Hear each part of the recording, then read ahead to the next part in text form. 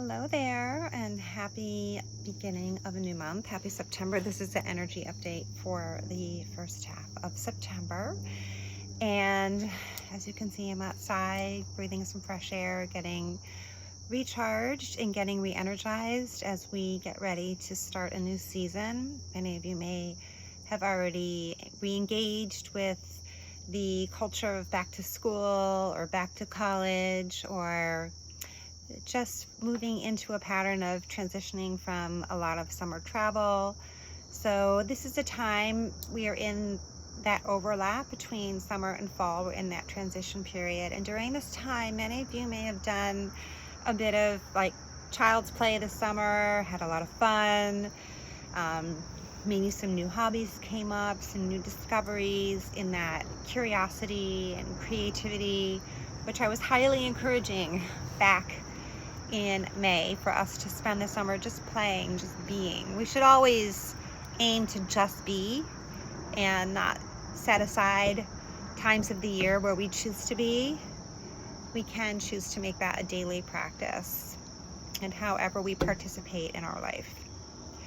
However, right now I want to just focus on what I'm feeling in the energies now that we are in that transition period. What I was hearing as I started this video was a lot of karmic endings and a lot of karmic beginnings. And when I say karmic endings and beginnings, I'm referring to like cycles, as well as it could pertain to a particular relationship, or maybe a job, or maybe a relocation.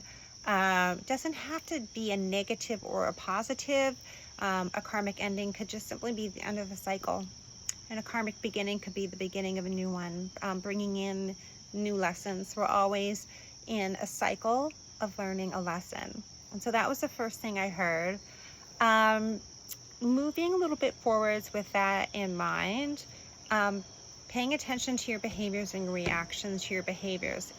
August was as I thought it would be, a very fast-paced month. It was almost like 2 months. That's the airplane overhead. It was almost like 2 months of action in 1 month. It went, not only did it go by quickly, but what passed during that time was almost at 2 times the speed.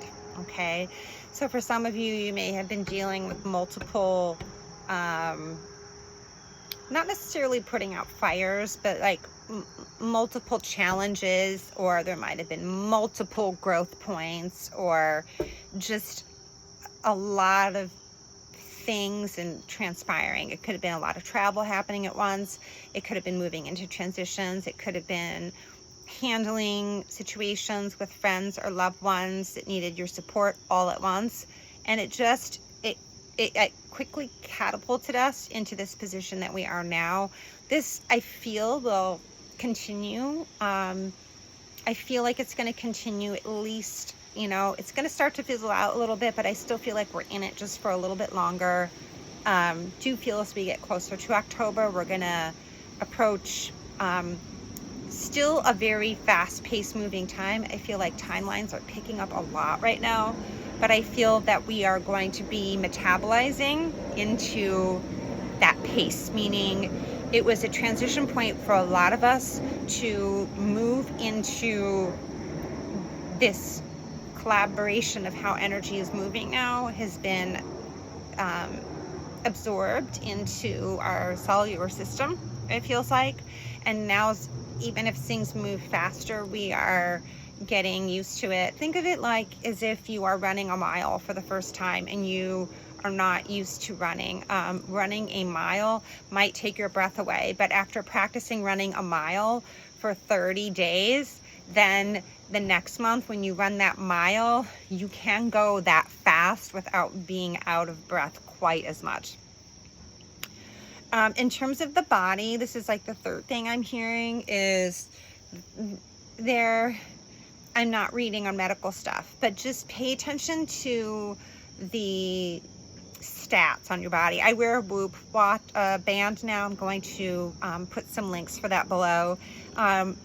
Just notice how your patterns of like your heart rate might shift, or perhaps your strain level might shift depending on the energy that's moving through the day. And it's not something to necessarily track and monitor and to live by.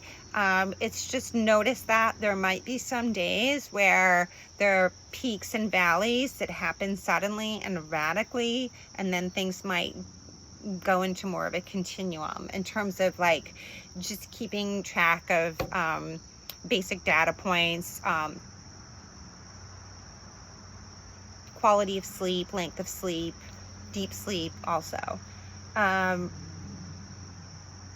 I'm just feeling, I'm hearing like, just don't be alarmed if something is out of pace or out of the normal range. Obviously, you know your body, and if something is drastically out of range for more than a day or two or three, you know that when something irregular becomes a consistent pattern, that is your time to take action on that with your healthcare professional. But I just feel like our physical bodies are still, like even on a blood level, are still adjusting to a lot of these fluctuations in the energy. So so that's the third thing. Let's see if there's anything else. I'm just kind of coming right through here. And there will be a lot of inconsistencies still with the weather patterns, and that will be continuous. So just always being prepared for sudden changes. Like the core energy in the earth, I'm feeling that things are just under development and shifting as well. But it's what I feel like I want to put behind that is that there's not a sense of worry or concern, that these changes are all going to be like for the greater good of the earth and the planet. So it might not seem so in this moment, but that even with drastic changes in weather patterns, there will be reasons later why we'll understand this. So that is the fourth thing. I think there's one more thing coming through, so I'm just going to patiently share that. Breathing feels very important right now. I have even noticed, like just through doing a lot of deeper healing in the past few days, that it has affected, like even sometimes like my blood oxygen levels and my respiratory rate. I guess this goes back to the third point of the metrics, you know, with the body, if you're tracking that. I just feel like I'm hearing something about breathing. It's so interesting because there's a lot of things with the body coming up right now. I feel like we're doing a lot of processing through the body. So just to wrap up that, I believe that was the fourth point. I'm hearing a lot about breathing, like just to do a lot of conscious, not a lot, but just to continue a practice of breath awareness and breath work, if that is through meditation or simply at the beginning of the day or the end of the day or the middle of the day. If there's a conscious point in your day where things are you're coming off of a stressful part of your day or unwinding, rather than turn to things like alcohol or other substances to like loosen the body, is like to use your breath to loosen the body. And it can be just as simple as taking 10 deep breaths and belly breaths. So feeling your belly inflate and squeezing and exhaling, feeling the navel pull into the spine, sitting up straight. And you can either let the breath flow in the nose and out the nose, or you can do in the nose and out the mouth. Okay? Longer exhales, shorter inhales followed by longer exhales will adapt your parasympathetic nervous system and bring your nervous system into alignment and regulate and calibrate a little sooner. So breath work. A lot of things about the body came through. I was not expecting that. And with that being said, that is telling me that because we are processing more through our body, and our body is our true source of intuition and wisdom, that many of us are coming into and connecting into the wisdom of our bodies. So hopefully this will resonate with some of you. And if you have any questions, feel free to reach out to me. I am, just to close off this energy forecast. I will be returning to Sound Bath this month. I'm going to post a flyer in this newsletter as a reminder, and if some of you follow me on social media, I will be putting out a reminder when I'm back on social media on September 15th, and I'm out of the office from September 7th until September 15th.